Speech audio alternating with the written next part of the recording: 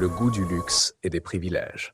Avec une retraite annuelle de 142 589 € pour ses anciennes fonctions, Manuel Valls symbolise cette élite politique déconnectée des réalités quotidiennes des Français.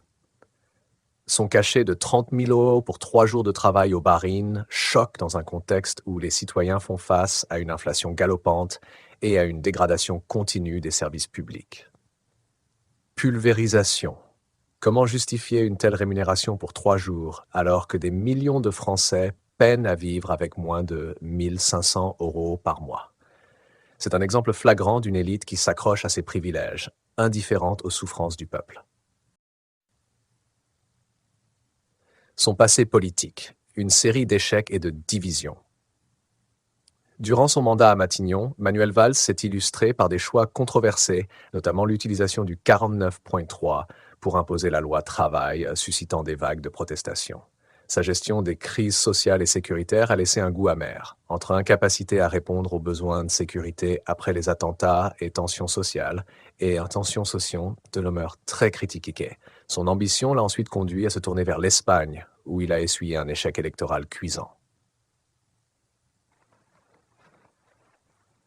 Quels sont les accomplissements concrets de Manuel Valls pour justifier son statut d'homme d'État incontournable? Sa carrière est jalonnée d'échecs et de divisions. Aujourd'hui, le voilà engagé auprès de monarchies pétrolières, une reconversion qui interroge sur son sens de l'éthique. Les conflits d'intérêts et l'opacité des contrats. L'intervention de Philippe Feitussi, qui aurait facilité le contrat de Valls via une société offshore basée à Hong Kong, soulève des questions. Pourquoi un ancien Premier ministre choisit-il de s'impliquer dans des opérations aussi opaques, où des intermédiaires sont liés à des paradis fiscaux? Pulvérisation. Ces manœuvres servent-elles les intérêts des citoyens français ou espagnols, ou bien s'agit-il uniquement de remplir les poches d'un ancien responsable politique?